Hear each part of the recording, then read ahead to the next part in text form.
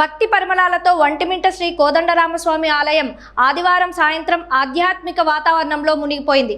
ఉదయం సుప్రభాతంతో స్వామివారిని మేల్కొల్పిన అర్చకులు ఆలయ శుద్ధి, నిత్య ఆరాధనలు శాస్త్రోక్తంగా నిర్వహించారు. సాయంత్రం 6 గంటల సమయానికి పుష్పయాగ మహోత్సవం ప్రారంభం కావడంతో ఆలయం అంతా పుష్ప సుగంధాలతో నిండిపోయింది. తులసి దళాలు, మల్లెలు, రోజాలు, చామంతులు, గన్నేరు, సంపంగి, మొగలి దళాలతో స్వామి అమ్మవారి అర్చకులు పుష్ప నీరాజనం సమర్పించారు. ఆంధ్రప్రదేశ్, తమిళనాడు, కర్ణాటక రాష్ట్రాల నుండి భక్తులు సమర్పించిన సుమారు 3 టన్నుల పుష్పాలు ఈ మహోత్సవానికి ప్రత్యేక ఆకర్షణగా నిలిచాయి. ప్రకృతి వైపరీత్యాలు తొలగి ప్రజలు సుఖశాంతులతో ఉండాలని ప్రార్థిస్తూ నిత్య కైంకర్యాలలో తెలియక జరిగిన లోపాలకు ప్రాయశ్చిత్తంగా ఈ పుష్పయాగం నిర్వహిస్తున్నామని అర్చకులు తెలిపారు.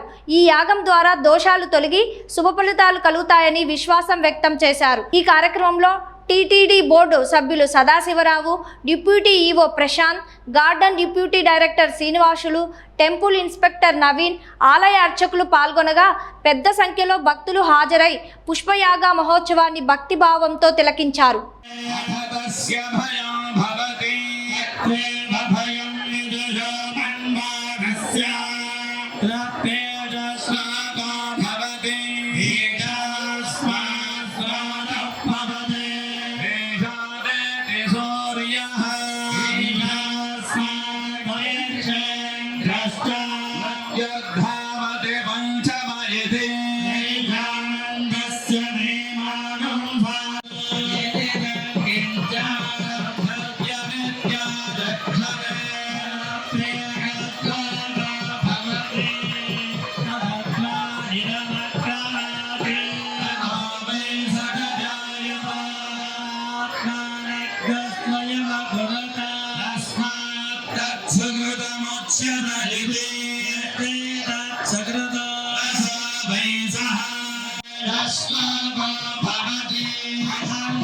That's